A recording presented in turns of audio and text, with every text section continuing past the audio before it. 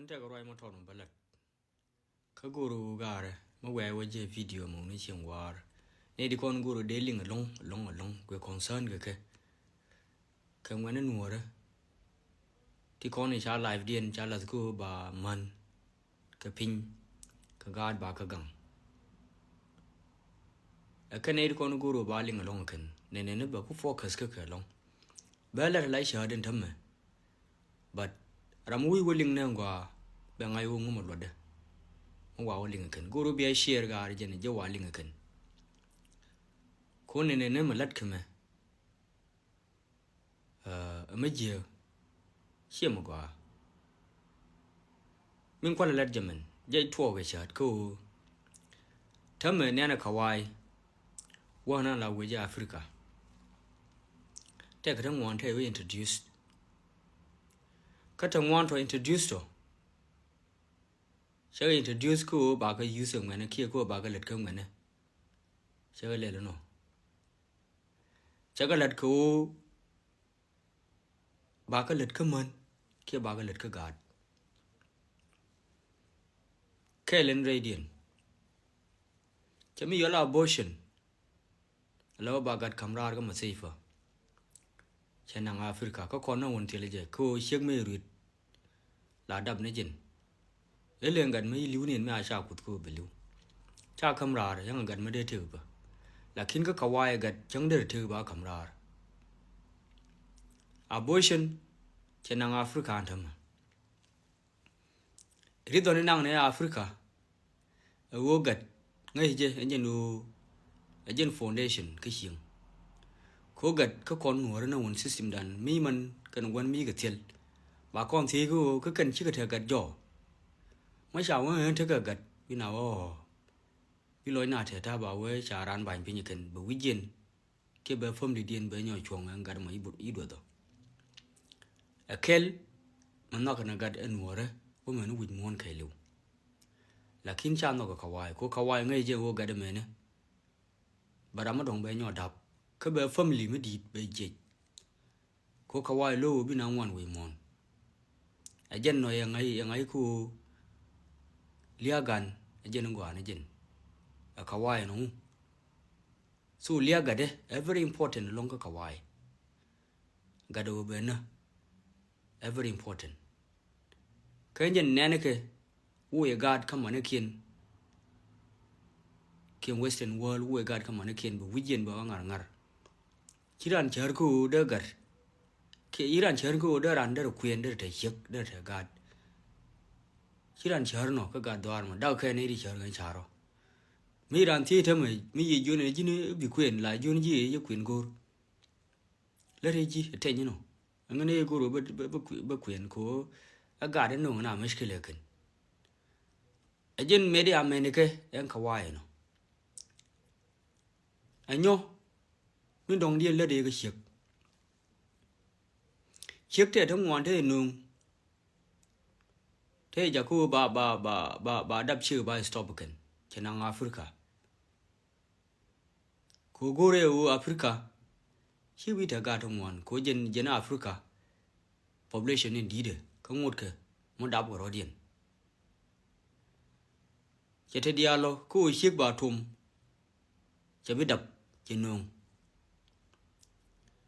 wo chiếc bà gạt kamrar mày nè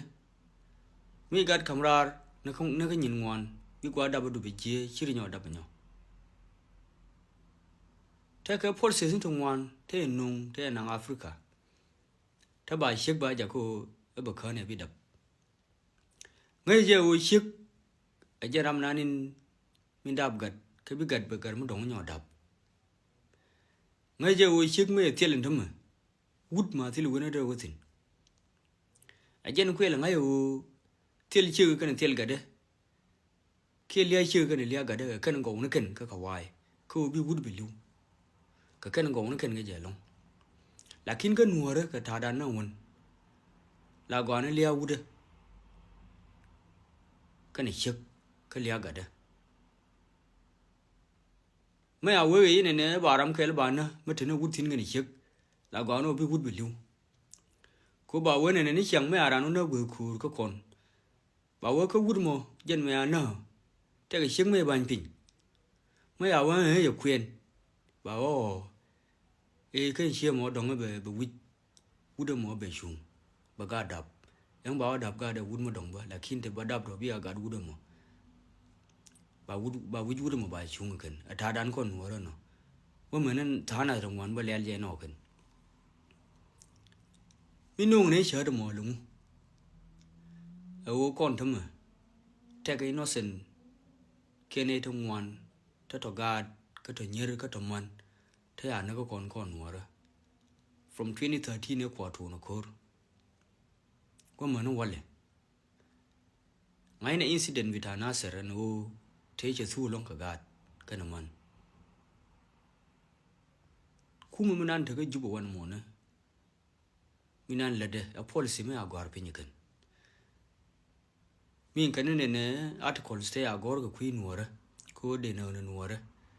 กันยี่ตัวนั่น19 articles ทั้งหมดการให้ implement วันหมดนั่นทำไมมีเด็กกุหลาบเคมีเด็กกุหลาบเยอะกันอะอุณ mentality นั่นเถอะคนนัวระมีลายคนเนี่ยเยอะ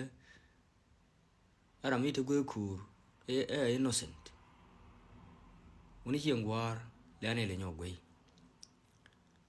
กูทำไมยังมาวักมั้งมาลาวามันวานากันกาดอไงแค่นู้ก็innocentเนี่ยที่วานากันดอlakin waka intentionally ka jente ka mu kwa fulfill kan nga je kan ngoy dar chek kan gat ma wi tilin chek kan gat khalas ma ndor e je ajene lan no kan ajene nen je kan ga nuore kan man nuore kan ni nuore cha wi kan law ka innocent cha wi law kan ne ti ta ko we ga ku an kan enemies ka kan ne kwa lo ku ma long an ga nuore kan ne nuore ka man nuore ka kan ne ku lo ku ma long ko je ne ti ne ka kan ba ga nyo dam ta ba ku ma nyo jerjeru kan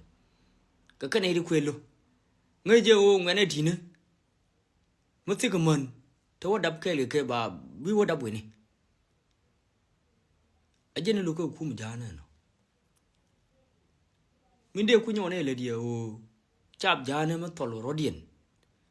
ba man nuore kan ga nuore ba ka na kan ka cha ne ne lo ka ne te to innocent min den ku lu gwi ne ga ken kan man ken ne ka innocent ba ku la mu kama la wa kwa kon wa ka na kan tin kwa le cha ma ga kan man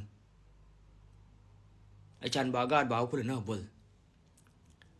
ka ba na kwa ken bana pal gad kin ko ngai ne je mu wa wan ka nang ba de gad kin ngan mon kin ba ka na bot bana char ne ka no ka chen mu bo ka kon cha ka ne ka no logic mo ne ma ta ko na jen a logic bita humanity lakin je guru ba apply ka ne ri che kan to logic in there apply a logic din lad kan na kon kan no the same lad kan na kon kan ajen nan de le ka ba ajen no ba do ba stop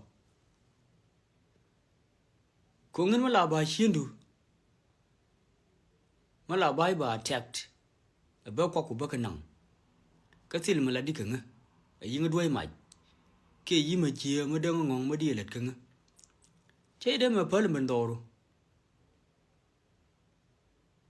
but mu wi ma ne mu ku nga affect negatively mu wi wala ba ban do ba pal min de nyo len le die jen wo gara una mentality me ne mate jang a jen ban use ne jam wi ko ben ka ben na ni be ke tan ga na ba te de wo ka wo yi we kam ka kon ajen nan kel nguru bi ngai no ku gad kon mana ka mo na ka intentionally man kan gad mana ka no na ka ken ka mangai ka ken ko ma shi ka wi ne kong jo ya policy ne ya ka learn ken akan kwa apply do ran to kwa apply kon mu wi ne na ka gad kana ka man ngai ne je cha chi me yo crossfire ma de le ken de le